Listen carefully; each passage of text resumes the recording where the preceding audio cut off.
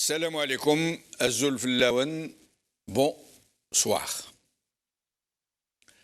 Les nations sont un peu comme ces foyers, ces maisons où vivent les membres d'une même et seule famille, où ils cohabitent, où ils s'entraident, où ils prennent soin les uns des autres, où ils se dévouent les uns pour les autres et où prévalent des traditions, des règles, des préséances, des consensus, des aspirations au meilleur, au confort, à la prospérité, où la propreté est l'affaire de tous et où tout le monde veille à entretenir les lieux, où règne l'harmonie entre tous les membres de cette même famille.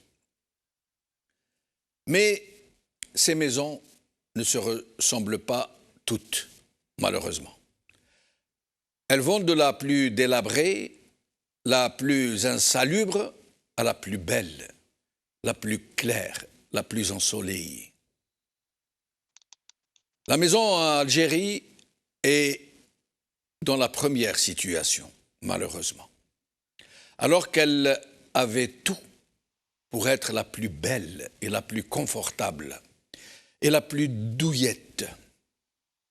Quand en 1962, ses propriétaires légitimes avaient réussi à enchasser les indus occupants qui la squattaient depuis 132 ans, elle disposait alors de toutes les commodités, de toutes les promesses, de tous les avantages.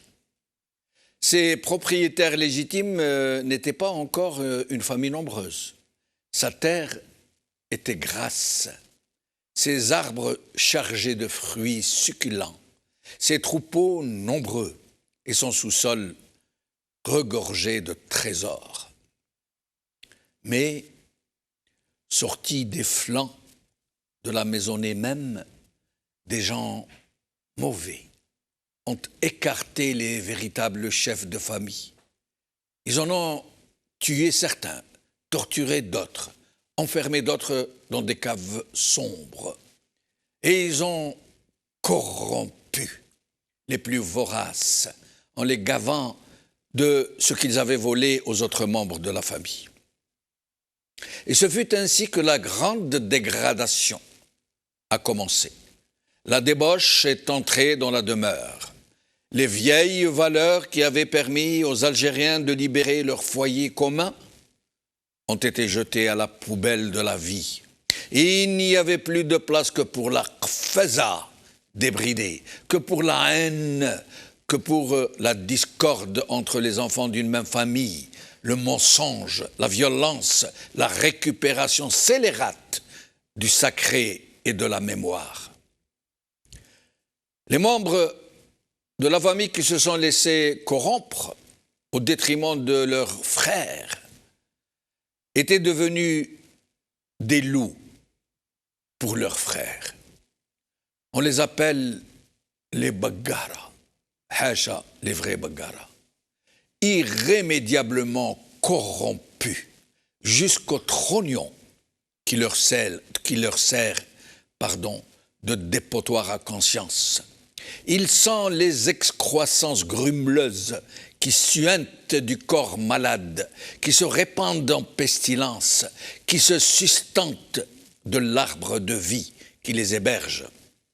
Des poux grassouillés qui se dandinent. Les Baggara haïssent tout le monde et se haïssent les uns les autres. Ils ont plus de ressentiment les uns pour les autres que pour le pire de leur maître. Ils se méprisent, s'épillent, se scrutent, se toisent, déversent leur fiel les uns sur les autres. Et plus que tout, ils envient les plus vils parmi eux. Plus ils sont abjects et plus leur situation est enviable. Et on ne peut s'empêcher de se demander comment de tels personnages peuvent être jalousés. Difformité de la nature humaine, surgit de pulsions mauvaises, de louvoiement, de lâcheté, d'indescriptible bassesse. Tout leur être n'est que ravalement du respect de l'homme pour lui-même. Ils grognent leur instinct de survie animale en jetant sur leurs comparses qui se bousculent à leur côté des regards torves parce qu'ils savent qu'ils sont trop nombreux à se disputer la charogne. Mais ils sont enviés pourtant pour leur monstrueuse réussite, ces Baggaras qui ont passé la ligne d'arrivée de leur tout petit bout de piste. Oui, rageusement enviés par d'innombrables autres parmi leurs semblables, qui rêvent de parvenir à leur niveau de déchéance, d'habiter des bidonvillas comme les leurs, à plusieurs étages, avec le poteau électrique du quartier à l'intérieur du balcon, plusieurs voitures de luxe dans le garage, des liasses de billets de banque dans chaque poche, et un palmarès de Hajj et de Umrah étalés sur la place publique qu'ils égrènent quotidiennement lorsqu'ils racontent leur énième pèlerinage.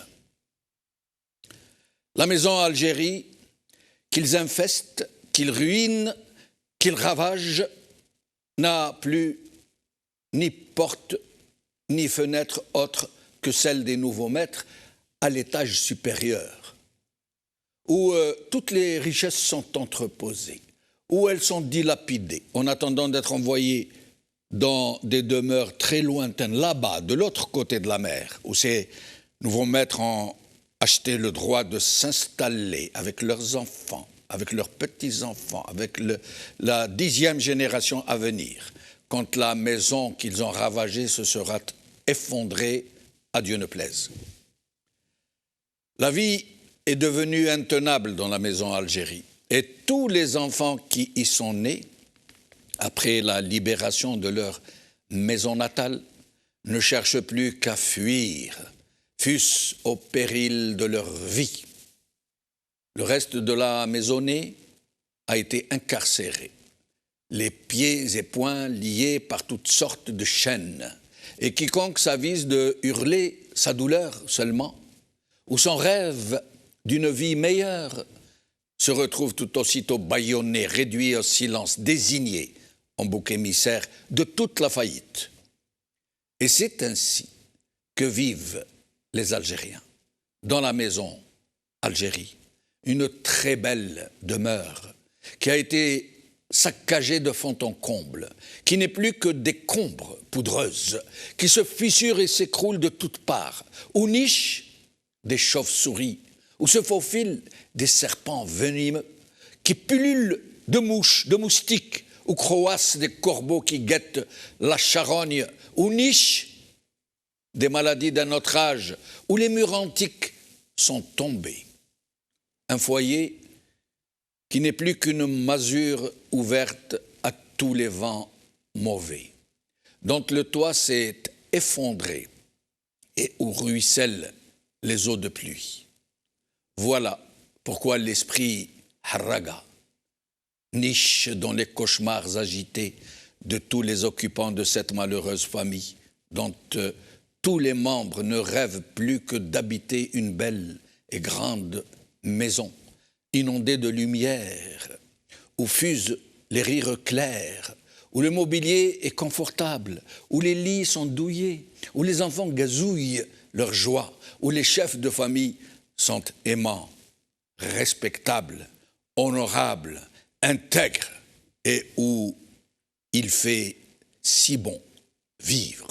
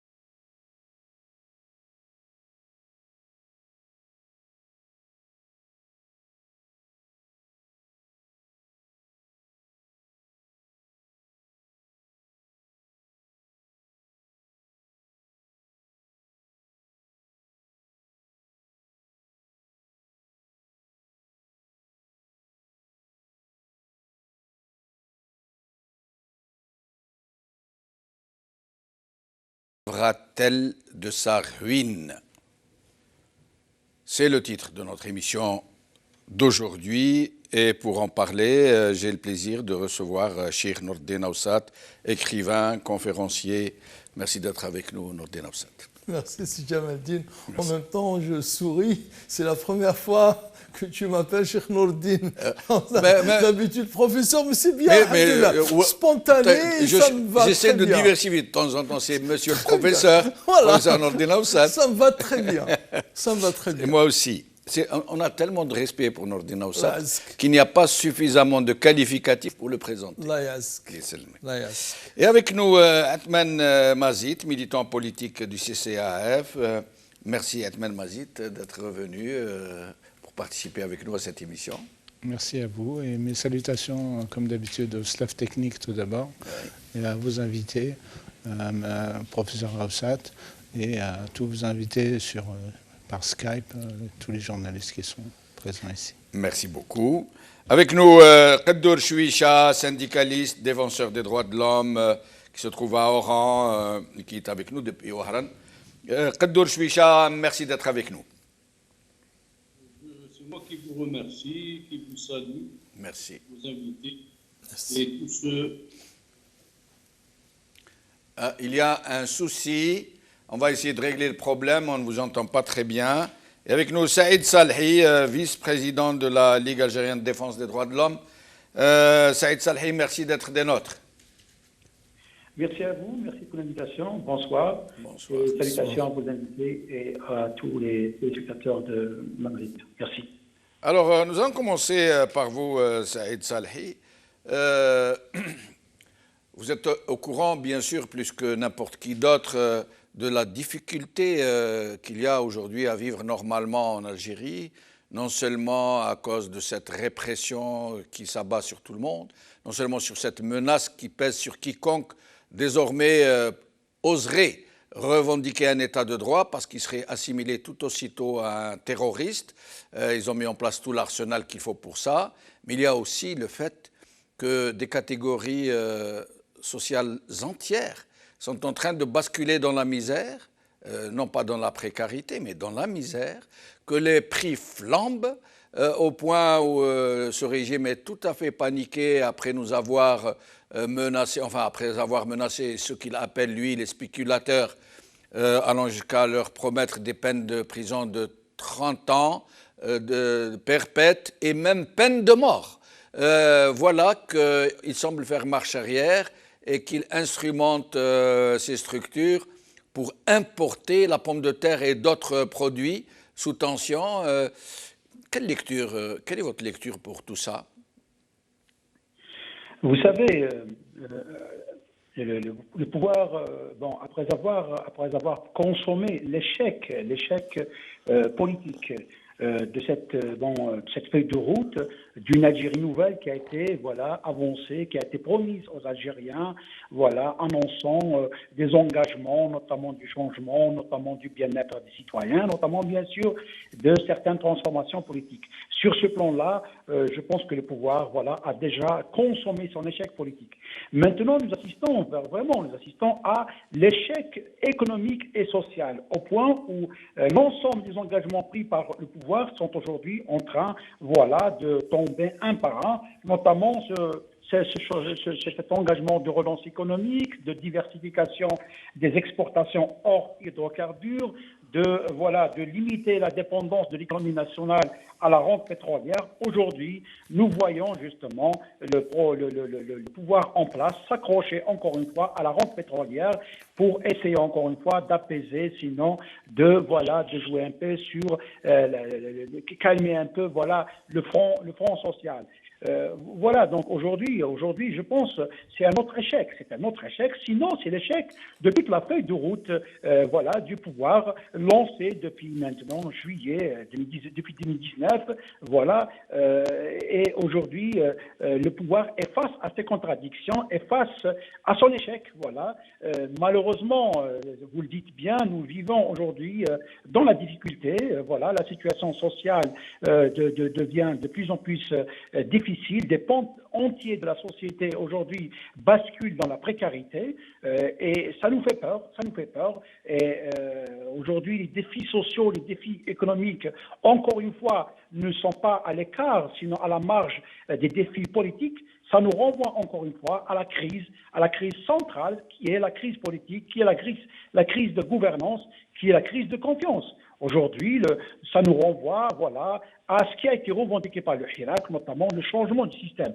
Aujourd'hui, c'est le système qui se retrouve face à lui-même, face à ses contradictions, face à ses échecs, face à son incompétence. Mais Saïd Salhi, une question que se posent beaucoup d'Algériens en ce moment. Ce régime donne tous les signes de la panique et de la détresse. On le voit tous les jours à travers des discours, des mesures, des déclarations à tout va, ou un Premier ministre qu'on pensait un temps soit peu modéré, on arrive à nous dire l'Algérie est en train de réaliser des miracles, le miracle des miracles, l'Algérie nouvelle, etc. Et donc on sent qu'ils sont en panique, mais au lieu d'aller vers des décisions, vers une attitude politique qui pourrait un peu rallier l'ensemble du peuple algérien autour de ceux qui ont le pouvoir de décision aujourd'hui et faire un geste, je parle de ces dirigeants, faire un geste en direction du peuple algérien pour lui répondre, pour dire que le temps de la vraie transition est arrivé, que le temps d'une nouvelle Algérie, une Algérie vraiment nouvelle est arrivé, ces gens-là semblent être complètement à côté. C'est comme s'ils n'étaient inquiétés que par leur propre survie et que la survie du pays qui est réellement en jeu aujourd'hui ne les intéressait pas du tout et qui sont capables de jouer n'importe quel coup d'estomac, n'importe quel coup de poker plutôt que de se mettre eux-mêmes en jeu. Moi, je pense que le pouvoir se trompe d'analyse parce que vous parlez de survie. Il ne peut pas y avoir de survie sans stabilité. Il ne peut pas y avoir de survie sans légitimité démocratique, sans adhésion réelle des populations. Aujourd'hui, nous le voyons de plus en plus, le creuset, sinon le fossé qui prépare, sinon le pouvoir du peuple se creuse de jour en jour, davantage. Aujourd'hui, le déficit de légitimité, de confiance, et là, c'est pas avec ça, c'est pas ni avec la répression, ni avec justement les fausses promesses que le pouvoir pourra encore tenir. Et on a vu le système de Bouteflika, comment il a été, mis à bout. Et pourtant, c'est un système qui avait, l'aisance financière, qui avait tenu plus ou moins pendant 20 ans, mais cela n'a pas empêché un jour,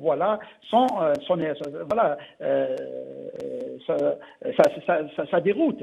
Aujourd'hui, je pense que le pouvoir se trompe totalement d'analyse. Tout d'abord, en essayant un peu de maintenir la pression, sinon la répression, d'étouffer toute expression, mais cette expression, malheureusement, étouffe aussi toute expression, notamment citoyenne, économique, sociale. Le pouvoir, aujourd'hui, est en train d'étouffer le pays.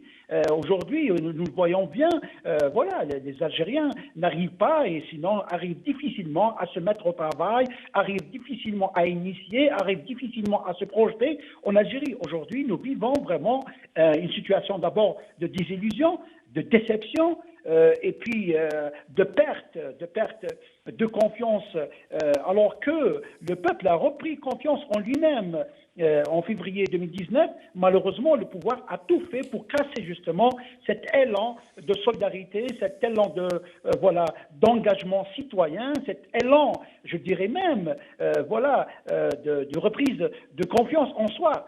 Aujourd'hui, le pouvoir est en train de casser vraiment le peuple. Il est en train de casser le peuple dans cette,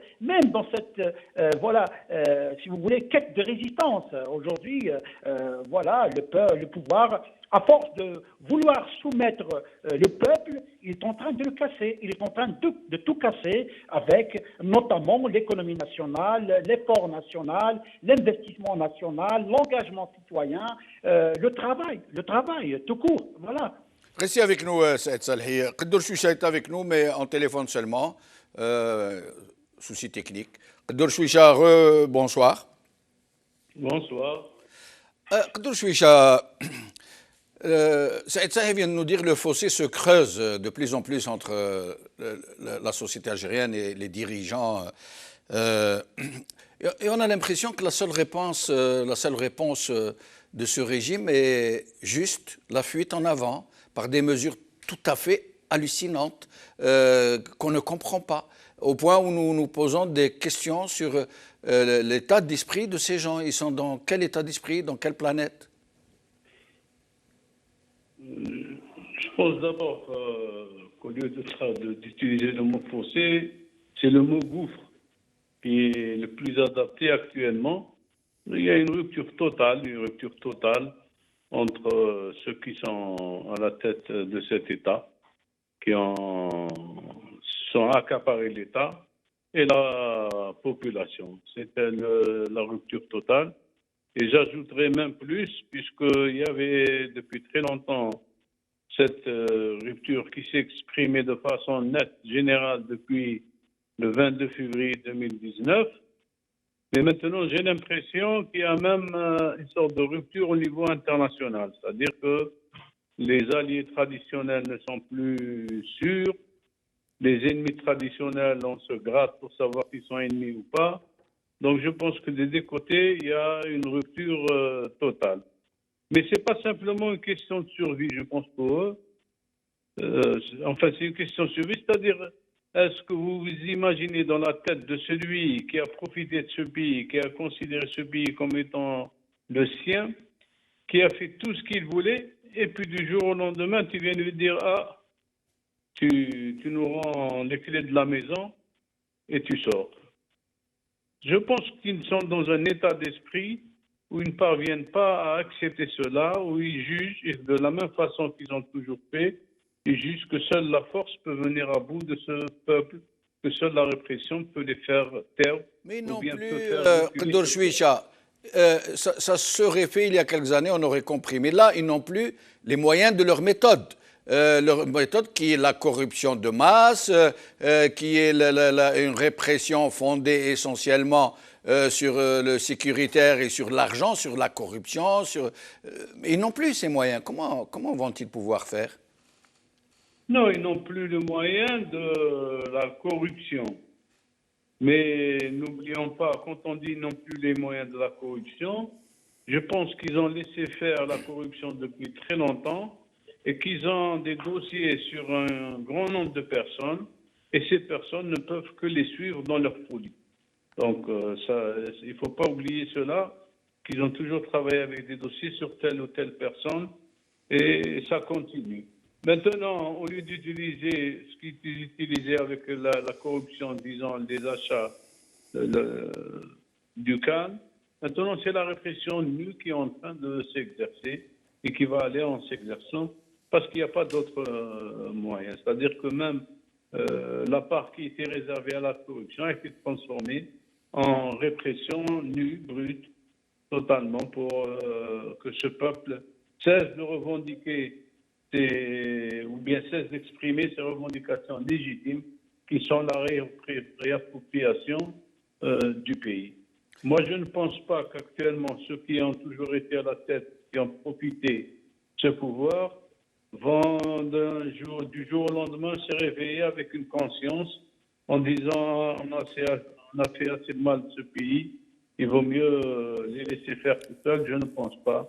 Je pense que la crise va aller en s'approfondissant jusqu'à ce que ça devienne vraiment intenable pour eux et même pour les appareils de répression. Eh ben justement, ça va être l'objet de ce deuxième tour pour nos amis qui sont en Algérie avant de pouvoir les libérer. Je reviens à Saïd Salhi.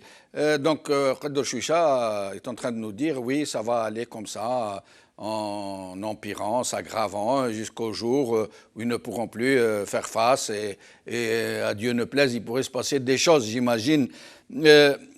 Saïd Salhi, nous voyons poindre, dès maintenant un front social qui s'annonce très dur, un malaise social qui s'installe, semble-t-il, durablement. Est-ce que vous ne pensez pas que nous pourrions avoir affaire à un front social qui ne pourrait pas être aussi pacifique que le Hirak et avec toutes les complications que cela pourrait supposer. Saïd Saleh. Bon, c'est vrai que le peuple algérien s'est attaché à la voie pacifique pendant maintenant, disons, plus de 30 mois. Malheureusement, le pouvoir a fait tout pour discréditer cette voie pacifique. Et aujourd'hui, sincèrement, c'est mon avis et c'est mon sentiment. Moi, je crains l'avenir. Je crains l'avenir parce qu'à force de vouloir discréditer la voie pacifique, il y a des risques de radicalisation, notamment chez les jeunes. Aujourd'hui, c'est vrai que les jeunes ont trouvé un peu la voie, si vous voulez, un peu d'évasion à travers, malheureusement, la prise de risque, notamment la migration clandestine, le haraga. Mais j'entends beaucoup de jeunes aujourd'hui vraiment perdre confiance, sinon, voilà, ne plus croire à la voie pacifique. Et je l'entends vraiment chez certains, et ça me fait peur. Ça me fait peur. Et ce qui me fait peur le plus, c'est que le pouvoir fait tout pour ne pas entendre cette voix d'exaspération, de désespoir, de désillusion chez notamment les jeunes qui ont beaucoup cru, qui ont investi toute leur énergie, toute leur force en le Hirak, en croyant à l'avenir. Il y a un autre questionnement qui est en train de se poser aujourd'hui. Les enseignants sont entrés, ils ont débrayé aujourd'hui, comme ils l'ont annoncé, et c'est très fort, 2 journées par semaine de débrayage, et vous imaginez que les enseignants, l'enseignement, c'est le premier secteur employeur du pays, et l'un des plus stratégiques, des plus fragiles. Est-ce que ça ne pourrait pas dégrader les choses? Moi, personnellement, je ne pense pas que le danger, sinon, à la limite, le risque viendra des organisations, sinon des cadres organisés, syndicats ou autres. Le problème, c'est qu'aujourd'hui, on le dit bien, nous qui vivons aujourd'hui, qui sont dans des organisations, le pouvoir n'a pas cette conscience, cette prise de conscience, c'est que justement, à force de vouloir casser les cadres organisés, les organisations qui encadrent, qui font de la médiation, qui structurent, qui portent, qui font un peu, porter la voix justement des revendications sociales, à force justement de casser les ressorts de la société, on pousse justement vers le chaos, vers la violence. Le problème aujourd'hui, c'est ça. Le problème aujourd'hui, c'est que le pouvoir est en train de casser toutes les forces d'organisation, de médiation dans la société. À force de casser les syndicats, les associations, la société civile, les comités de quartier, les partis politiques, le pouvoir, comme il l'a fait bien à plusieurs occasions, notamment même en 2019, il va se retrouver seul face à la rue. Et c'est ça le grand danger. Sans qu'il y ait aucune possibilité de médiation, sans qu'il y ait aucune possibilité d'organisation. Et c'est ça ma grande peur à moi, qui observe aujourd'hui dans la rue, qui observe toutes les tensions qui s'expriment dans la société. Et malheureusement, on a peur que ces tensions s'expriment dans le chaos, dans le désordre et même dans la violence. Voilà, et c'est ça ma question aujourd'hui. Et restez avec nous encore un peu, le temps d'écouter la réponse de Qadr Chouicha. Qadr Chouicha, Saïd Saleh exprime une vraie peur, j'allais dire, et il argumente très bien. Et c'est vrai que ce régime est en train de casser tous les cadres organisés, toutes les associations, les partis politiques, les cadres dans lesquels une éventuelle contestation pourrait s'exprimer de façon pacifique. Or, ce régime pourrait donc fermer toutes les portes et ne laisser que la seule initiative possible d'un embrasement, d'une explosion populaire qui n'est contrôlée par personne et qui pourrait se compliquer à un point qu'on a peur d'imaginer. Sincèrement, pour ce qui est de l'utilisation de la violence, je pense que même s'il y a des jeunes qui veulent en découdre actuellement ou qui voudraient en découdre, je pense que ça sera vraiment très minime. Le peuple algérien vit toujours avec les blessures des années 90 qui n'est pas prêt d'oublier et vit avec les blessures d'aujourd'hui. Il voit la répression contre lui, des gens embarqués et mis en prison pour n'importe quoi. Donc il sait très bien que la répression est le seul mode d'expression de ce pouvoir et que c'est lui à la limite qui cherche un embrasement pour justifier encore plus d'utilisation de violence. Donc c'est à nous tous de dire, quelles que soient les raisons, quelle que soit la colère, il faut éviter à tout prix l'utilisation de la violence. Maintenant, pour ce qui est c'est vrai que le régime casse beaucoup d'organisations, mais étant moi-même syndicaliste depuis très longtemps, je peux me permettre de vous poser la question, est-ce que ce régime a touché les organisations syndicales pendant le Hirak, pendant les 2 années, plus de 2 années qui se sont écoulées? Je dirais non, parce que justement, ces organisations syndicales se sont tenues à l'écart, sont restées gentilles. N'oublions pas qu'elles sont issues d'un modèle, d'un système, et qu'elles se le rappellent tout le temps. D'ailleurs, pour les 2 jours de grève par semaine, étant moi-même syndicaliste et ayant vécu plusieurs grèves, je ne pense pas qu'on puisse mobiliser une grande partie des travailleurs lorsqu'un bureau national réuni en conseil et décide de 2 ou bien de 3 ou bien de 4 d'un calendrier de grève, s'il n'y a pas mobilisation à la base. Et c'est déjà vu, ça va, je pense, j'aimerais pouvoir me tromper, mais je pense que ça va se répéter parce que justement l'Algérien lambda refuse maintenant, et c'est la preuve de Hirak, refuse qu'on le traite d'en haut, qu'on lui donne des ordres et que c'est à lui d'exécuter tout simplement. Maintenant, dans tous les secteurs... Vous pensez qu'il n'y a pas eu suffisamment de concertation au niveau des organisateurs, des lanceurs de... Je ne pense pas. Nous sommes très loin d'une mobilisation nécessaire pour préparer une grève nationale de ce type. Nous sommes très très loin. Surtout avec les temps qui courent, avec la répression, avec un État policier. Je pense que dans la balance, ça ne pèsera pas longtemps face à cet État policier, parce qu'il nous faut vraiment un mouvement de base, une mobilisation de base qui pousse, la direction nationale vers cette direction, alors que c'est tout le contraire qui s'est fait. Je risque de me tromper, j'aimerais même me tromper, mais bon, c'est mon avis actuel. Et pour ce qui est de la violence, si vous remarquez, les gens préfèrent, c'est pas un choix, c'est venu comme ça, les gens s'immolent eux-mêmes, utilisent le harga en risquant d'être portés disparus ou bien d'être bouffés par des... Et donc la violence se retourne contre eux-mêmes. La crainte, c'est que la violence devienne une violence sociale, mais à l'intérieur du peuple. C'est pas contre les autorités ou bien contre le pouvoir de répression, mais c'est une violence sociale à l'intérieur de la population, c'est-à-dire qu'on va vivre des périodes où l'état psychologique des individus fera qu'il y aura la moindre étincelle, ça va éclater, mais à l'intérieur de la population. Merci Khadour Chouicha, merci Saïd Salhi, en espérant vous revoir bientôt. Et je rappelle que vous êtes en train de regarder des commentaires et des questions que posent nos téléspectateurs sur ma page, que nous sommes en train d'afficher. S'il y a des questions, j'aimerais qu'on me les ramène pour que je puisse les poser à nos invités. Et je reviens donc sur le plateau. Nourdine Awsat, c'est quoi cette situation quasi explosive avec un pouvoir qui semble ne pas savoir ce qu'il veut, qui prend une décision puis son contraire, qui va à l'excès dans des déclarations comme celle des 30 ans de prison, condamnation à mort perpète, puis qui revient, qui dit non, on va importer pour combler, pour casser les spéculations. C'est quoi? Quelle est votre lecture?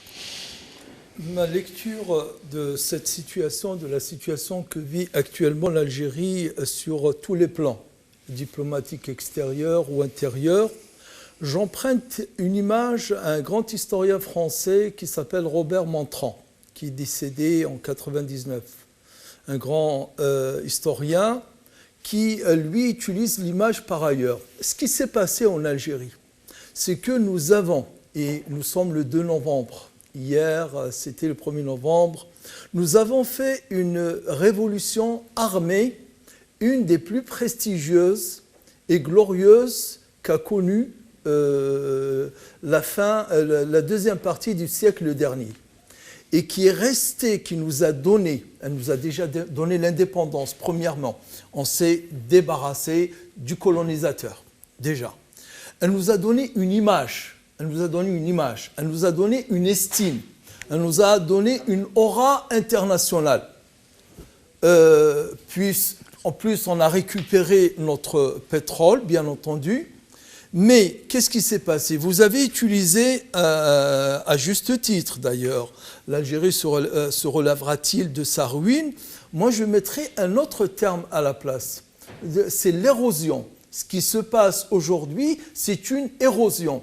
Cette érosion à tous les plans, au niveau de l'estime et de l'image, au niveau de la cohésion sociale et sociétale, au niveau économique, etc. Et là, on est arrivé à la fin. C'est-à-dire qu'on a tout, on a mangé tout. Au niveau international, maintenant, n'importe quel pays peut se permettre de dire du mal de l'Algérie.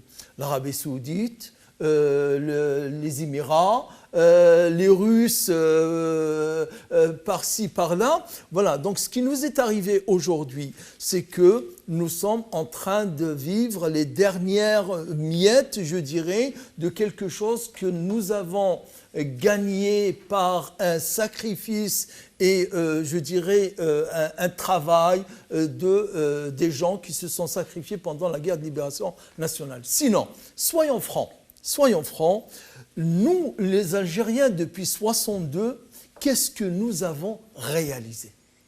À part d'extraire le pétrole et le gaz, de l'exporter et d'importer ce dont on a besoin. Qu'est-ce qu'on a réalisé? Mais si on remonte à avant 1962, nous avons réalisé quelque chose que le monde tout entier, toutes les puissances mondiales, nous reconnaissent. Nous reconnaissent. Oui. Nous reconnaissent haut la main, quel que soit le continent qu'on peut prendre, on trouvera cette reconnaissance, cette estime des Algériens. Alors, c'est passé, ça s'est rodé, qu'aujourd'hui, il ne reste plus rien. Il ne reste plus rien, et après, pour vous laisser la parole, on remplace tout cela par le mensonge. Surtout ces 3 dernières années, le mensonge avec un grand thème, comme nous ne l'avons jamais vu. Comme nous ne l'avons jamais entendu de la bouche. Boumedienne a menti. Oh, qu'est-ce qu'il a menti? Chedli, il a menti. Qu'est-ce qu'il a menti? Tous, ils ont menti, tous, un peu. Mais aujourd'hui, c'est le mensonge. On est gouverné par le mensonge. On est commandé par le mensonge. Mais des mensonges factuels. C'est-à-dire un bébé qui commence à peine à comprendre le sens des mots, il peut rire et dire, c'est ce qu'on est en train de vivre, et on aura encore d'autres choses à vivre. Retenons que nous avons épuisé le capital au sens, dans tous les sens, que les chouhadas nous ont fait gagner. Maintenant, il faudra trouver une autre révolution, et c'est pour cela que je reviendrai sur ce que disait Salhi. Moi, je ne suis pas du tout d'accord sur ce plan-là. Moi, la Silmiya, c'est ma révolution. Et le peuple algérien, je lui parlerai, je lui dirai ce que je pense de cette Silmiya qui est l'égale de la guerre de révolution du 1er novembre 1954 au 5 juillet 1962. Si on rate celle-ci, c'est fini pour nous, on va sombrer, on va sortir totalement de... Il ne nous reste que cette Silmiya. Et je reviendrai... Mais Salhi n'a pas dit le contraire. Il a dit je crains. Il n'y a pas de crainte. Il n'y a pas de crainte. Il n'a pas à craindre. Il n'a pas à craindre et personne ne doit être, ne serait-ce qu'effleuré, avoir l'esprit effleuré par l'idée de sortir de la silmiya, de la non-violence. Parce que mais Nordin Awsat, vous savez que moi j'aimerais bien avoir votre optimisme. Vous savez, quand les gens sont en détresse, quand les gens... moi je me rappelle par exemple la rentrée scolaire, quand les gens envoyaient leurs enfants, moi j'ai entendu parler de quelqu'un qui avait le choix entre acheter un cartable. Et ils avaient les mêmes horaires, ces deux fils. Donc il avait le choix entre acheter un cartable ou pour celui-ci ou pour celui-là. Vous savez pourquoi, Sidi Jamaluddin ? Parce que moi, ça fait 40 ans que je pense à ce sujet. Moi, j'ai découvert, quand j'ai commencé la pratique de la religion, nous avons vécu les années 80, tranquille, Sosta, et encore, même pas. Dès la moitié des années 80, nous avons commencé à voir ici et là, entendre ici et là la violence. Et ce n'est pas les plus courageux. C'est les plus lâches. C'est les plus lâches. Mais aussi les plus désespérés aussi. Désespérés ou pas désespérés, moi je regarde l'action. Ce qu'il y a dans son esprit, dans son cœur, etc. ne me regarde pas, il le regarde lui et lui. Moi, ce que je dirais, le cas échéant, et c'est même pas un cas échéant, c'est de faire une grève et de paralyser le pays. Paralyser le pays, qui comprennent ceux d'en haut que le peuple ne suivra plus. Mais c'est plus facile à dire qu'à faire. Oui, justement. Mais il y a pire encore. De sombrer dans la violence. Oui, voilà. Je suis tout à fait d'accord avec vous. Donc, quitte à aller dans la violence, qui est, je dirais, l'action des lâches, je le redis encore une fois, parce que je sais ce que c'est, je connais un grand... Et la violence ne peut servir que ce régime, il est passé maître en la matière. Qui de plus, c'est vraiment lui apporter de l'eau. Mais nous allons encore en parler. Athman Mazid, même question. Aujourd'hui, nous sommes dans une situation, il faut vraiment être aveugle, sourd, autiste, absent, invisible, peut-être même mort, pour ne pas voir que la situation est gravissime, à tout point de vue. Ils ont réduit les importations pour ne pas, parce qu'ils n'ont plus les moyens d'importer en fait, au point où le professeur Bouzid a déclaré qu'avec ces réductions de médicaments, il y a des enfants cancéreux qui meurent par faute de médicaments adaptés à leur situation. Et là, voilà, il arrive, il nous dit non, on va importer pour casser les spectateurs. Et en attendant, la population, il y a des millions de gens qui sont en train de passer de la classe moyenne à des classes vraiment dans le besoin, si je peux dire comme ça, j'allais dire indigentes. À votre avis? Moi, je vous citerai Aristote, on va revenir vraiment aux fondamentaux de la philosophie. Il est aussi dans l'intérêt d'un tyran de garder son peuple pauvre pour qu'il soit si occupé à ses tâches quotidiennes qu'il n'ait pas le temps pour la rébellion. Voilà. C'est voulu. Affamé, bon, il y a des propos qui ont été rapportés à confirmer, mais de toute façon, l'état d'esprit est là et l'orientation est là aussi. Donc elle est confirmée et c'est tout à fait... c'est voulu. Mais là, parce que les gens... Oui, ils poussent au pourrissement. Ils poussent au pourrissement de la situation. Ils ne veulent pas de sortie tranquille du pouvoir. Ils sont là pour rester. Si l'Algérie, à Dieu ne plaise, venait à partir dans la violence, qui resterait au pouvoir ? Il n'y a que qui restera au pouvoir. Ce sont toujours les militaires qui resteront au pouvoir. On reviendra encore au scénario de 1991. On aura un scénario comme ce qui se passe au Soudan actuellement, et toujours les militaires, toujours à manœuvrer coup sur coup, coup après coup, à rebondir d'un événement à un autre, à manipuler la situation, à générer des situations de conflit, à générer des situations de désespoir, où les gens sont complètement désespérés, en attendant que ces gens, ces désespérés, fassent le mauvais pas et fassent sombrer l'Algérie. Mais il n'y a aucune volonté de régler la situation. Ils se sont entourés déjà depuis bien longtemps, surtout avec Bouteflika a accentué encore cette politique de la corruption généralisée, des prêts non remboursables. Mais ça n'existe pas. Un prêt non remboursable, ça n'existe pas. Moi, j'ai travaillé dans une association ici en France qui aide à la création d'entreprises. Ils font des prêts à taux zéro. Et accompagnés d'un prêt bancaire. Cette association, c'est une association qui n'a pas vocation, c'est pas une banque, mais elle a un budget, il y a des donateurs qui mettent de l'argent dans la caisse de cette association pour aider les demandeurs d'emploi à créer une entreprise et à devenir autonomes.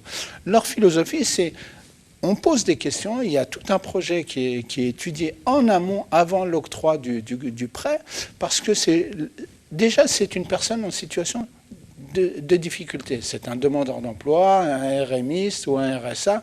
Donc c'est déjà une situation difficile.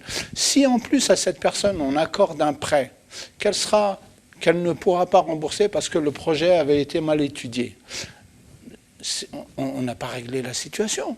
On lui a rajouté un problème à son problème.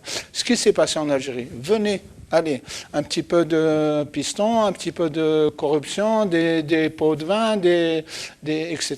Et puis on a un prêt, l'INSEJ, allez. Donc une partie part dans la poche des courtiers, des banquiers. Oui, le directeur de l'INSEJ, etc., qui signe l'accord, etc. Il a son pourcentage, c'est 5% ou c'est 10%, etc. Et c'est de l'argent qui n'est pas remboursé. Tout le monde sait que tous les Algériens savent que quand on a un prêt de la banque en Algérie, on ne le remboursera pas. Voilà. C'est le moyen de dire, voilà, aux élections... D'acheter la paix sociale. Aux élections, on dit, il y a des rumeurs comme quoi il y aura un candidat qui réclamerait le remboursement Et tous ces gens-là qui ont des prêts qui ne vont pas rembourser, ils votent pour celui qui dit, vous ne paierez pas, vous ne rembourserez pas le prêt. D'ailleurs, celle-là l'a dit en pleine campagne électorale.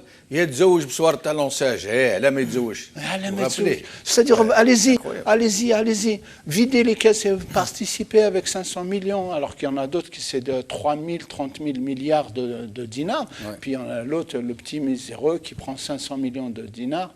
De centimes.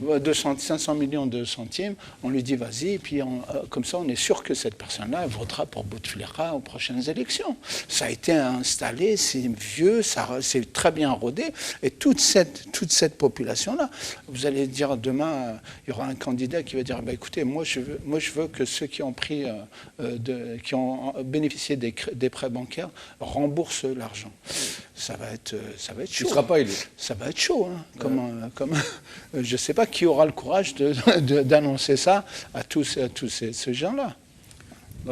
Oui, je voulais juste apporter une remarque par rapport aux propos d'Aristote. Et je dirais oui, dans le cas de la Russie, dans le cas de la Chine, dans le cas des monarchies, tous les régimes monarchiques qui sont dans ce cas. C'est des régimes autoritaires, mais ce n'est pas dans le cas de l'Algérie. L'Algérie, ils sont incapables, c'est-à-dire de fournir de l'eau. Ils sont incapables de fournir de la semoule. C'est pas que c'est une politique qui est exercée pour laisser le peuple courir derrière. C'est plus fort qu'eux, c'est au-delà de leurs compétences.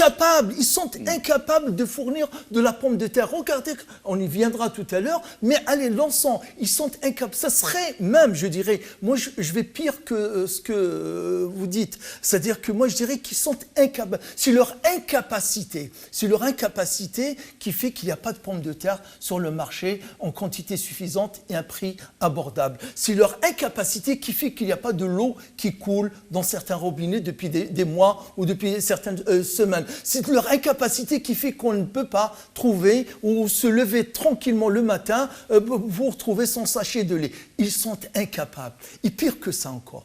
Et pire que ça, c'est que ce qui nous attend, parce qu'ils sont en train de nous mentir, ils sont en train de nous jouer la symphonie alors que le Titanic est en train de sombrer, c'est parce que j'ai regardé l'autre jour. Moi, je suis économiste de formation, agroéconomiste plus exactement. Donc, j'ai regardé les prix, 13 000, parce que c'est écrit comme ça, 13 000 pour les pommes de terre. Vous avez dit que tout à l'heure, dans certains marchés, elle est arrivée à 15 000. Non, c'est le fait de 15 000, 4 000, 12 000, etc. Mais il faut que le peuple se réveille. Il y a 2 zéros dans notre monnaie qui sont de plus. Il y a 2 zéros de notre monnaie qui sont de plus. Il y a le fait que le Venezuela, ce que nous craignons aujourd'hui, il faut réveiller le peuple en lui disant ouvre un peu la fenêtre, ouvre un peu Google et regarde ce qui se passe au Venezuela. Venezuela, c'est le premier pays pétrolier au monde. Les réserves du pétrole du Venezuela, elles sont au premier. Nous, nos réserves, elles sont au 16. Nous sommes 16e dans les réserves. Venezuela est le premier producteur ou c'est le premier, potentiel? Les réserves. Les réserves du pétrole, ils sont le premier. L'Arabie Saoudite en 2e, le Canada en 3e, la Russie en 4e. Avec autant de réserves, ils sont à une telle... de réserves. Attends, je vais vous rajouter une chose, c'est Jamaldine. Avec autant de réserves, leur monnaie, la monnaie vénézuélienne a perdu 14 zéros. De 2008 à aujourd'hui, elle a perdu 14,0. Le salaire mensuel d'un Vénézuélien aujourd'hui, vous savez, il est de combien? 2,50 $. Mensuel? Mensuel, qui gagne au mois. Il travaille du 1er au 30, il gagne 2,50 $. Et avec 2,50 $, il n'achète même pas un kilo de viande. Et le kilo de viande, il fait 3,75 $. C'est ce qui se passe actuellement. Vous lancez Google, bien entendu, sur les pages sérieuses, vous allez voir. Un salaire qui pourrait acheter 700 grammes de poulet. Tout à fait. Je vais rajouter une chose, et j'aimerais bien qu'on m'écoute bien. Voilà ce qui s'est passé. En 2008, c'était déjà avant Maduro, c'était Chavez déjà. Il enlève 5 zéros de leur monnaie, 5 zéros. Et comment il va appeler la monnaie qui va naître d'une amputation de 5 zéros de la monnaie?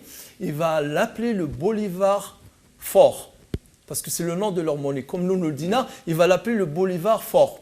Attendez, vous n'êtes pas à la fin de votre étonnement.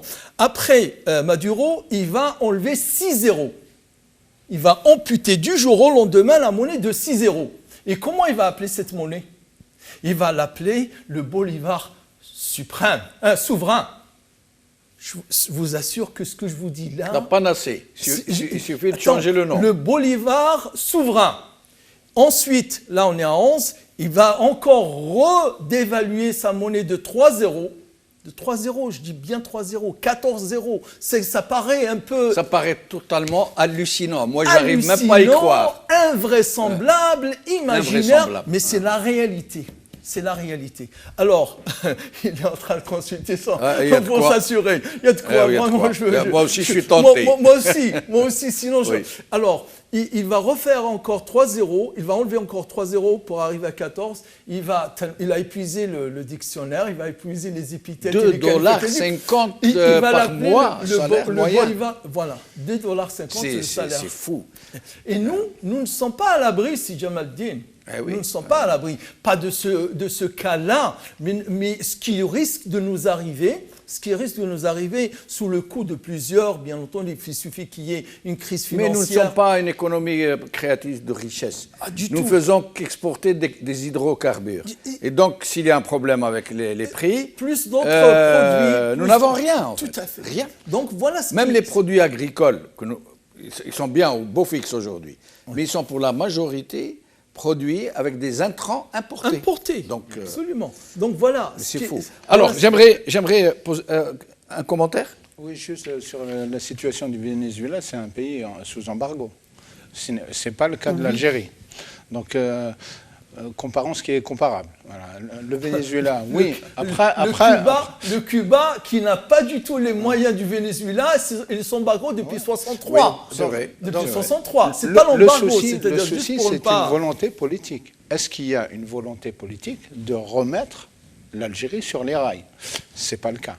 Au Venezuela, bon, ils sont sous embargo, mais je pense qu'il y a quand même une volonté politique. Et c'est récent, l'embargo. C'est très récent. Oui, mais bon, moi, je ne vais pas commenter le Venezuela, mais il y a quand même une volonté. Voilà, alors, moi, j'aimerais... Est-ce qu'il y a la volonté de remettre les choses en place? J'aimerais poser une autre question. Le titre de l'émission d'aujourd'hui, la maison Algérie se relèvera-t-elle de sa ruine? Et tout le monde, parmi nos téléspectateurs qui nous suivent fidèlement et que nous remercions pour cela, nous font un reproche. Ils nous disent: c'est très bien les constats que vous faites, les explications que vos invités nous fournissent, bien souvent. Ouais, je vois où vous allez. Voilà. Mais on aimerait bien que vous allumiez un peu la bougie, que nous sachions où on va, que vous appuyez sur l'interrupteur pour qu'on voit un peu... ok, le constat, on peut le faire, mais sinon, est-ce qu'il y a des perspectives? Est-ce qu'il y a des possibilités de relever? Alors, vas-y d'abord pour... Moi, je suis comme professeur Avsat, moi, je suis un éternel optimiste. Moi, je baisserai pas. Et comment on va s'en sortir? Comment on va se relever? Comment la maison Algérie va se relever de sa ruine? S'il y a une volonté. Voilà, la volonté de qui? Du peuple? La volonté de tout le monde. Oui. Voilà, la volonté du peuple tout d'abord. Oui. Là, le peuple, il il a décidé de reprendre son destin en main et je pense qu'il va pas revenir en arrière. J'y crois en tout cas, moi j'y crois, c'est une certitude, c'est une conviction profonde. Mais la volonté, ça suffit pas. C'est aussi avoir un regard objectif et clair un regard direct sur la situation. Si on n'analyse pas la situation correctement, on ne peut pas prendre les bonnes décisions. C'est tout à fait normal. Nous, d'ici, en France, donner des solutions à nos compatriotes en Algérie, ça sera pas forcément de France, partout on peut. Mais alors, moi, je vais vous poser une question franche. Je vais choquer beaucoup de monde. Parce que moi aussi, je suis de ce pays, j'y ai vécu longtemps. Je suis venu ici à plus de 50 ans, donc je sais comment ça se passe là-bas. Moi, j'ai l'impression, et là, moi, je suis le contraire de l'optimiste, vous allez me haïr pour ce que je vais dire. Moi, je considère, le mal a été tellement loin, tellement profond, tout a été rasé, ils n'ont rien laissé debout. Et je mets au défi n'importe qui de me dire ce qu'ils ont laissé debout, sauf l'armée. L'armée qui est la béquille du pouvoir et qui donc, ils ont tout fait pour qu'elle reste debout, pour qu'elle reste capable, pour qu'elle garde ses capacités entières. Mais sinon, je mets au défi quiconque, ni l'hôpital, ni la santé, ni les écoles, ni l'université, l'agriculture, le tourisme, la ville, l'urbanisme, les forêts, les espaces verts. Je pourrais vous citer jusqu'à demain matin tous les secteurs, ils n'ont rien laissé debout. Au point où j'en suis arrivé à me dire, s'ils vont chercher toutes les meilleures compétences du monde, les meilleurs en tourisme, les meilleurs en agriculture, et que tous les Algériens acceptent du jour au lendemain, comme ça, de se dévouer, de serrer la ceinture, l'austérité, la sobriété, il nous faudra au moins 30 ans pour relever ce pays. La ruine est tellement profonde, tellement énorme, tellement totale, et je ne crois pas que nous puissions avoir les meilleurs du monde, et je ne pense pas que les Algériens soient disposés dès demain à serrer la ceinture, à réapprendre le travail, à réapprendre le civisme, à réapprendre l'urbanisme, à ne plus jeter ses sacs poubelles depuis le balcon, à ne plus mettre des baraudages à toutes ses fenêtres, toutes ses portes. Voilà, j'ai tout dit, je vous laisse répondre. Vous parlez de l'insécurité.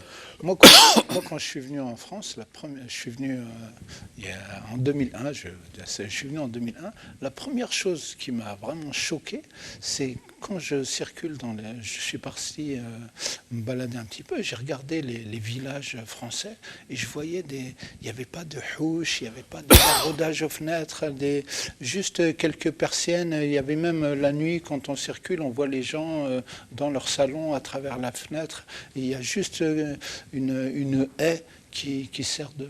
Et ça, en Algérie, vous regardez un bâtiment, il y a des baraudages jusqu'au 5e étage. Les gens se construisent des prisons dans un pays dans lequel il y a la proportion de policiers au nombre d'habitants parmi les plus importantes au monde. Donc cette insécurité, le sentiment d'insécurité en Algérie, il est là, il est quotidien. L'insécurité, donc l'insécurité tout court, l'insécurité civile, l'insécurité alimentaire, l'insécurité par rapport à l'avenir de ses enfants. En cas de problème médical, les gens ils vont se soigner en Tunisie. Maintenant, le Maroc est fermé, mais les gens ils vont en Tunisie. Il y a même maintenant les harragas qui vont en Espagne, les harragas pour aller se soigner en Espagne. C'est l'insécurité, elle englobe tous les secteurs. Et ça, c'est... La malvie, l'incivisme, l'incivilité. Absence d'urbanisme. Il n'y a rien, il n'y a pas de loi, il n'y a pas de règles. La loi, ça n'existe pas. La loi, c'est pour... Et comment pouvez-vous être optimiste avec tout ça? Parce que ça n'a pas d'avenir. Une situation comme ça, là, elle ne peut pas continuer, elle ne peut pas perdurer. Mais elle peut dégénérer, par contre. Elle peut dégénérer, mais je pense que les gens sont suffisamment raisonnables et ont suffisamment pris de coups pour ne pas se laisser tenter par une telle option. Voilà, je pense que les gens sont suffisamment raisonnables et suffisamment blessés aussi, parce que le peuple algérien il a été blessé par ces gens-là, très douloureusement. Donc ces gens-là ne peuvent pas retomber dans cette violence. Ils perdent leur temps à pousser les gens comme ça. Ils ne font que... Voilà. Les gens doivent m'en vouloir. Ils doivent dire, on lui a demandé de nous laisser voir des perspectives. Demain, on ouvre les persiennes, on voit le soleil en train de se lever. Et il est en train de fermer toutes les persiennes, d'éteindre la lumière. Écoutez, avant de vous poser votre question, si Jamaldine, c'est noté, je l'ai noté. J'ai marqué l'arche de Noé. Ah. Je vous assure, j'ai écrit dans mon papier, Silmiya, et en face, j'ai mis l'arche de Noé.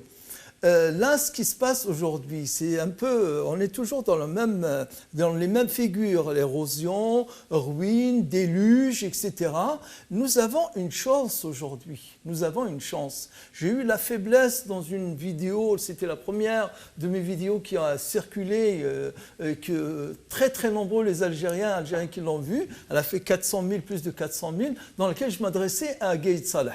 C'était la première et la dernière. Mois d'avril 2019, quelques semaines après le Hirak, 4 avril 2019, dans lequel je disais que si on venait à dépenser, je dirais, des milliards de dollars pour redorer le blason, l'image, l'estime de l'Algérie, on n'arriverait pas, on n'arrivera pas, là vraiment affirmatif, au résultat que pourra nous rapporter Silmiya.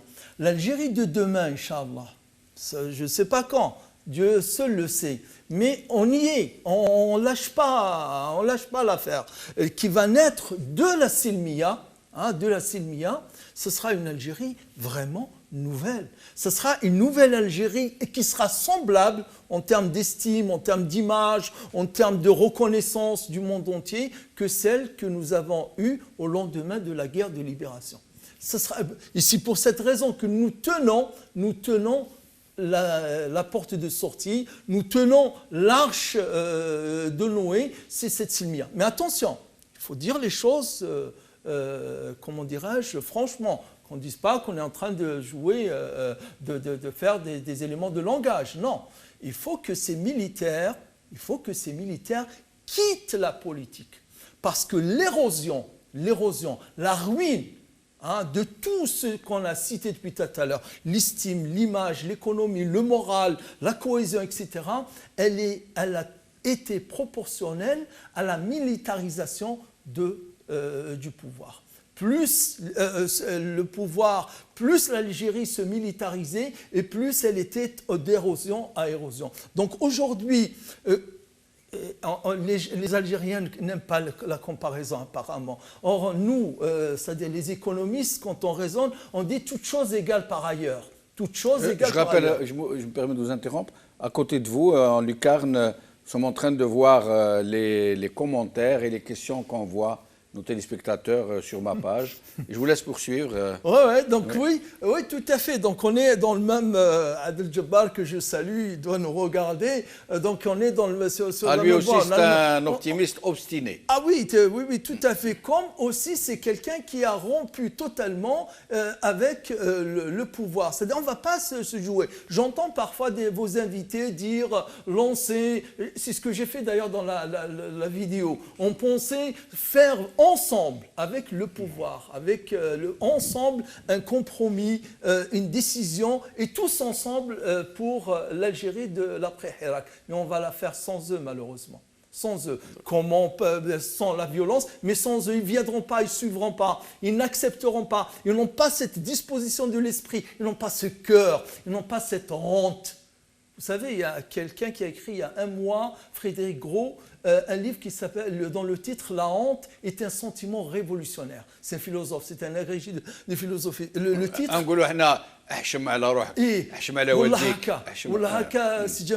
La honte est un sentiment révolutionnaire. Donc, ils ne changeront pas. Ils ne changeront pas parce qu'ils ont perdu la Mais pardon, je me permets de... Mais bien sûr, une question. On est là pour ça. Est-ce que ce n'est pas fermer toutes les portes que de penser et de dire comme ça? Est-ce que au sein de ce pouvoir, il n'y a pas, et je crois que oui, des gens honnêtes, intègres, qui travaillent pour ce pays? La preuve, c'est que ce pays, quoi qu'il arrive, est en train de fonctionner. il y a de l'eau dans le robinet, de la lumière quand vous appuyez sur l'interrupteur. Il y a un minimum d'État, si on peut dire, de soldats de l'ombre qu'on ne voit pas, qui ne sont pas forcément ces barons du régime, et qui, pour le moins, si tant est qu'ils n'ont pas cette générosité et cette peur pour leur pays, du moins qui sont suffisamment intelligents pour savoir qu'ils sont sur un bateau qui pourrait devenir le Titanic. Bien et ça veut dire que la moindre des choses qu'on exige de quelqu'un d'intelligent, s'il ne pense pas aux autres, c'est qu'au moins il pense à lui-même, à sa famille, à ses enfants. Ils ne pourront pas tous fuir à l'étranger. Et même s'ils fuient à l'étranger, si demain il y a ils pourraient être poursuivis. Donc il y a des gens comme ça, au sein du pouvoir, qui pourraient demain, à la faveur d'un Irak fort, surfer sur la vague, j'allais dire, de la contestation et nous aider à nous débarrasser de ce régime qui est en train de tuer notre pays. Il y a 2 points. Moi, je subdiviserai cette question en 2. Premièrement, en ce qui concerne les personnes. J'ai la faiblesse de dire que malheureusement, non. Non.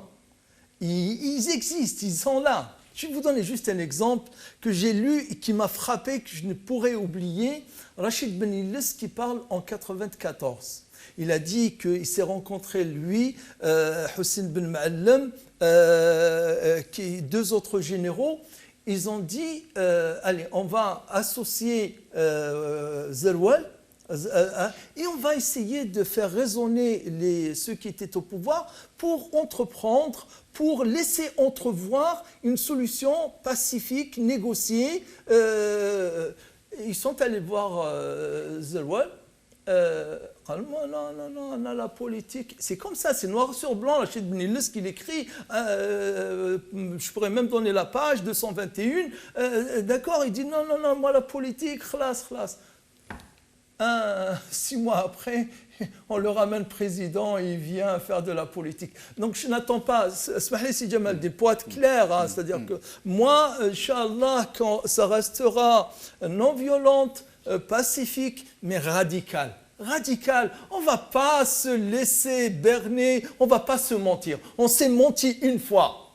Vis-à-vis de ces militaires. Je parle du commandement militaire. On s'est laissé avoir en 89, février 89, quand ils ont dit « ça y est, on se retire du comité central et du bureau politique du FLN, on se retire de la politique ». Oui, c'est vrai. Déclaration solennelle, écrite, etc. Finalement, ils se sont retirés de la politique pour étouffer, je dirais, et écraser totalement la politique, pour se mettre d'en haut. Donc on ne va pas leur faire confiance. Nous, le peuple, on fera seul. Bien sûr, notre armée, c'est notre cœur. Notre armée, c'est la prunelle de nos yeux. On gardera sa cohésion, on gardera sa stabilité, mais en dehors du champ politique. Ahmed Mazid. Un militaire, une tenue militaire, un uniforme militaire qui sert la politique, ce n'est plus un uniforme militaire, c'est un pyjama. Voilà. Elle est bonne, celle-là. Il reste que les pantoufles, et après ça devient des pantouflards de la politique. Celui qui fait de la politique avec un uniforme, il porte un pyjama. Et c'est exactement leur situation. Bravo. Ils sont là. D'ailleurs, comme ils étaient en pyjama au Caire pendant la Révolution, ils ont continué à vivre en pyjama à El Moradia et dans tous les cabinets ministériels. Bravo. Voilà.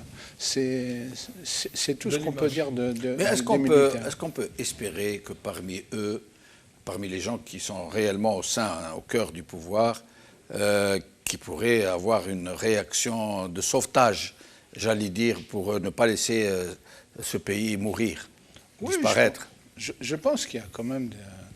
Moi, je suis pas... Je vous l'ai dit tout à l'heure, je suis un optimiste. Donc, je pense qu'il y a peut-être des gens qui auront un sursaut de conscience et qui vont se réveiller.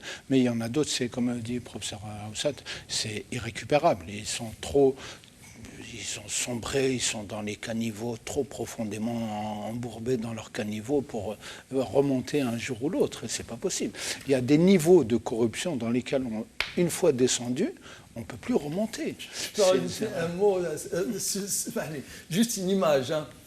c'était quand le gouvernement palestinien, l'autorité palestinienne est rentrée à Rafah début des années 90, 92. J'ai lu une interview sur Le Figaro, toute une page chez Pérez, qui fait une interview. Il leur a dit, ça y est, on est tranquille. Maintenant qu'ils sont rentrés en Palestine, ils étaient avant, ils étaient à l'extérieur, qui en Tunisie, qui en Algérie, maintenant, qui en Syrie, etc. Non, c'est pas seulement qu'on les contrôle. Maintenant, ils ont tous des villas, ils ont tous des biens, ils ont tous des situations. Ils ont des choses à perdre. Ils ont des choses à perdre. Ouais. C'est le propre du corrupteur que de penser comme ça. Exactement. Ouais. Je le dis, peut-être un jour on trouvera l'interview, c'est dans le journal Le Figaro, toute une page, Shimon Peres, voilà ce qu'il dit. Voilà, donc ces gens-là, malheureusement, c'est ça qui... Il y a des gens qui sont aussi... il y a des gens qui maintiennent encore le pays... qui est un petit peu à flot, qui écume un petit peu le fond du navire pour éviter que ça sombre complètement. Mais les autres, ils sont en train de creuser. Il y en a qui écument, il y en a certains qui écument et d'autres qui creusent. Voilà. Alors, je vais vous lire quelques commentaires, quelques questions. Ils sont en train de passer, il y a beaucoup de commentaires et de questions. Alors, celle-ci, si vous voulez bien la noter, parce qu'elle est intéressante. Je ne dis pas le pseudonyme du monsieur ou de la dame parce qu'il n'est pas très normal. Que se passe-t-il entre le Maroc et l'Algérie en armes de trois civils algériens tués par l'armée royale marocaine? L'information figure sur le site de MENA Défense, mais qui n'a été confirmée ni par le Maroc, ni par la Mauritanie, ni par l'Algérie, ni par qui que ce soit pour le moment. Hassan Faisal Saleh, très franchement, je dis non. Ça, c'est au sujet du titre de l'émission. L'Algérie peut-elle se relever de sa ruine? Boustoua Hussein, avec ce régime, je ne crois pas. Minam Zian, faudrait que les Algériens se retroussent les manches pour survivre sous couvert d'un support démocratique. Kamel DE, comme le Sphinx, elle renaîtra de ses cendres, tout comme les forêts qu'ils ont brûlées. Inch'Allah, sans doute. Il faut d'abord un changement radical de ce régime, et le pays peut se relever avec tous ces enfants qui se trouvent un peu partout dans le monde. Kamel Geroua, c'est un peu long. Le seul qui puisse répondre à cette question, c'est bel et bien Adel Jabbar, etc. Reposer cette question maintenant à propos de l'Algérie, nous sommes tous responsables et en majuscule, et il a écrit en majuscule. Ouais. Rachid Marzouk, la cafouille que vit ce pouvoir ne devrait pas trop durer. Mazouni Ben Nougev, tant que le bon sens existe dans ce peuple de génie, les ruines deviendront des châteaux. Wadah Mahenni, tout doucement avec le Hirak, mais pas avec ses vieilles casseroles. La maison Algérie, hélas, elle a été très mal partie, mais il reste un dernier souffle du Hirak, Inch'Allah, etc. Difficile et non impossible après la victoire du Hirak, etc. Il y en a beaucoup, je ne peux pas tous les lire. Ouais. Mais je vous rends la parole parce que vous avez un petit déficit de temps. Au sujet comment dirais-je, de ce qu'il voulait nous présenter comme un redéploiement de la diplomatie algérienne à l'international, bien sûr. Et il semble que ce ne soit vraiment pas le cas. Ça fait haut de toutes parts. Ils ont des problèmes avec tout le monde, jusqu'à l'ONU, jusqu'à l'Union européenne, jusqu'à même la Russie, qui est leur partenaire et qui a démenti, n'est-ce pas, Nordin Oussat, très durement une affirmation du Chourouk, qui a dit il y a du gaz, il y a de l'eau dans le gaz entre la Russie et le Maroc. La Russie a répondu. Elle a dit non, c'est pas vrai. Ça se passe bien. Et donc, d'après vous, ce serait dû à quoi cette bérésina diplomatique? C'est toujours le même problème. Au même problème, les mêmes conséquences, les mêmes mots. C'est l'incompétence.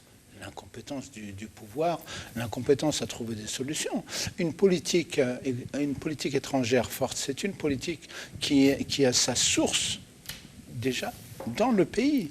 S'il y a un pays dans lequel toutes les élections sont des fiascos, le peuple rejette toutes les élections, aucun élu, entre guillemets, et on rajoute des guillemets jusqu'à ce qu'il parte, aucun élu n'a aucune légitimité. Comment voulez-vous que ce pouvoir puisse avoir une légitimité à l'étranger? Donc tout ça, c'est que de la poudre de perlimpinpin. Ils essayent parce qu'ils font des déclarations, on lui colle à la fin « Inch'Allah » et ça sera, voilà, c'est la politique de la méthode Coué. C'est la méthode Coué. Inch'Allah, ça ira bien, Inch'Allah, ça ira bien, et on va dans tel sens, et Inch'Allah, ça ira bien. Et ça serait, voilà, toujours les poncifs qu'on sort, toujours les mêmes mots, on les recolle, de foi, etc. Et ça ira bien, et c'est toujours le Maroc, Israël, ceci, cela et d'autres, toujours à trouver des fautifs, des boucs émissaires ailleurs que dans leur propre incompétence et leur incurie, l'incapacité à régler un problème, un responsable, le premier magistrat du pays qui fait des déclarations et il convoque la presse pour parler de l'batata.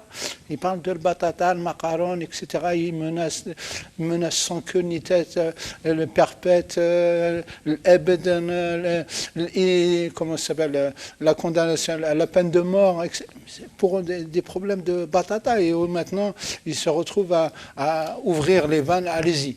Ramenez de la patate. Allez-y. Qui va ramener de la patate? Ce sont les importateurs ils vont lâcher qui? Qui va aller acheter de la pomme de terre ou des produits de première nécessité? Ce sont ceux qui se sont enrichis dans la crise, alors que le peuple algérien, il est sombré, il est tombé dans la misère la plus noire. Certains se sont fait de l'argent jusqu'à ne plus savoir quoi en faire, jusqu'à... voilà, maintenant, on leur ouvre encore une autre voie pour encore s'enrichir un peu plus, encore soutirer, faire les poches des Algériens, leur retirer ce qui reste encore, ce qui peut leur rester encore de vie, jusqu'à ce qu'ils partent. Jamaldine, il y a une parole, on l'a cité tout à l'heure Aristote, on peut citer aussi Einstein qui dit que la folie, c'est de refaire toujours la même chose et de s'attendre à un résultat différent. On fait toujours la même chose et on s'attend à un résultat différent. Et que dire si on fait pire encore que ce qu'on faisait avant? Et de refaire après. C'est qu'on va avoir pas le même résultat, c'est qu'on va avoir un résultat pire. Voilà. Exact. Donc je passe de ça. Moi j'ai travaillé en 87 sur un mémoire de fin d'études de DEA sur la commercialisation des fruits et légumes en Algérie, même dans la région algéroise. C'était une monographie. Et à l'époque déjà, on parlait de ce problème-là. Ce que vous avez, la régulation, parce que certains vont nous dire « Ah, Douma, c'est des capitalistes, ils ne veulent pas que l'État intervienne, alors que dans tous les pays du monde, l'État, il intervient. C'est quand même aussi son rôle de faire de la régulation. » Mais on fait de la régulation quand il arrive une catastrophe. C'est-à-dire il est arrivé une maladie qui n'était pas attendue, qui a fait que la production ne soit pas... Ou alors on fait de la régulation par l'impôt, par les facilitations. Des incitations, voilà. etc.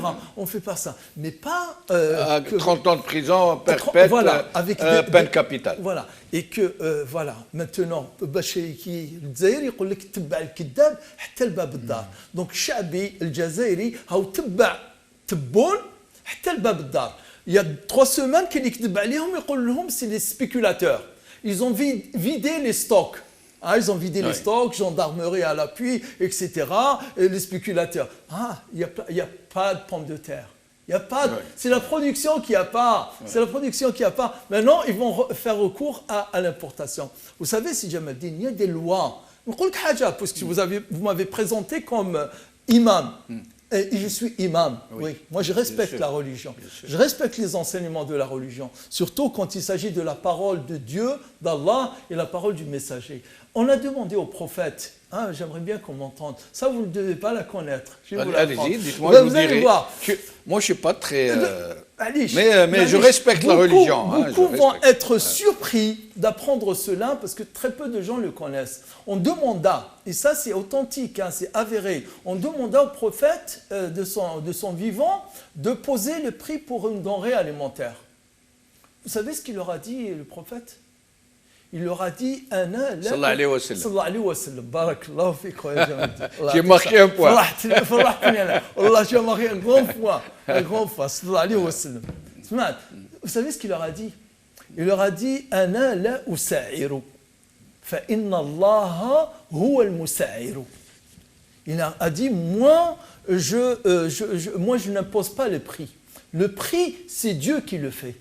C'est vraiment Dieu qui le fait. Moi qui suis économiste, et tous les économistes qui nous entendent, ils connaissent les classiques. Adam Smith. La main invisible. La main invisible, c'est quoi? C'est que vous mettez la production suffisante, quelle qu'elle soit, comment dirais-je, la demande, le prix d'équilibre, il va se retrouver. Est-ce que le prophète sallallahu alayhi wa sallam entendait par Inna Allah, est-ce qu'il entendait Inna la main invisible et il est tsar? À mon avis, oui. À mon avis, oui. Laissez le marché se faire, laissez le marché. Bien sûr, régulation dans les cas échéants. Il va s'auto-réguler par l'offre, la demande. Mais nous, quand il y a le mensonge comme un facteur économique, parce que nous, notre facteur économique, numéro 1, c'est le menteur. Je terminerai par ça parce qu'il faut le dire. Oui, non. Oui. La déclaration récente, la toute dernière déclaration de Ayman Ben Abdelrahman, quand il leur a dit Ma haqqaqathu al-Jazair, on va le dire dans sa langue, qui est non autre, qu'on aime et qu'on chérit. Il a dit Ma haqqaqathu al-Jazair, fi hadhihi as-sanawat al-akhira, kabirun, dhakhmun wa 'azimun. Et ailleurs, il a dit mu'jiza. Attends, maintenant, وزيد لها شوية ونستطيع أن نقول أنها تعد أو أن نستطيع أن نعتبرها معجزة من المعجزات. من المعجزات. Incroyable. Alors, le mot de la fin, en moins d'une minute, nous avons dépassé un peu le temps. C'est la valeur du travail, oui. Pour qu'il y ait des prix régulés, il faut de la production, il faut du travail. Donc voilà. En Algérie, on a cassé toutes les initiatives, tout ce qui est pour produire, valoriser le travail, ça a été rasé, laminé par des politiques qui ont tout fait pour que plus personne ne travaille. L'Algérie, elle fait 5 fois la France. Vous avez des hectares, des centaines, des milliers d'hectares qui sont comme ça, en friche, qui ne servent à rien, et avec des propriétaires. Moi, j'ai vu l'année dernière une vidéo des producteurs céréaliers qui jetaient leurs céréales ils jetaient leurs céréales. Oui. Parce que c'est mal géré, les stocks, les docks. Oui, mais il y a aussi beaucoup d'importateurs de blé. Absolument. Voilà. Et ces gens-là ne veulent pas... L'Algérie est parmi les premiers importateurs de blé. Ouais. Quand vous avez des producteurs qui sont contraints, qui restent une semaine à attendre qu'on leur décharge leur camion, les docks. C'est pas possible. C'est pas possible d'attendre une semaine dans un camion sur le bord de la route. Il y a des kilomètres, des files de kilomètres de camions chargés de blé. Et à la fin, il y en a qui... ils en ont marre, ils partent, ils le jettent. Oui, je sais pas. Sa femme, elle est malade. On l'appelle, on lui dit ton fils, il est tombé, il a une fracture. Et il jette son blé et puis il rentre chez lui. Voilà. 10 secondes. Mais vraiment 10 secondes. 10 secondes. Alors. Je dis juste, je sais qu'il y a des honnêtes Algériens et Algériennes dans tous les centres du pouvoir. Samhouna, on ne vous vise pas vous, je vise ceux qui sont les décideurs. Merci Nordine Aoussat, merci Athman Mazid, merci Saïd Salhi, merci Kaddour Chouicha. Merci à vous, chers amis, de nous avoir suivis. Qa'ala khair ou bissalama.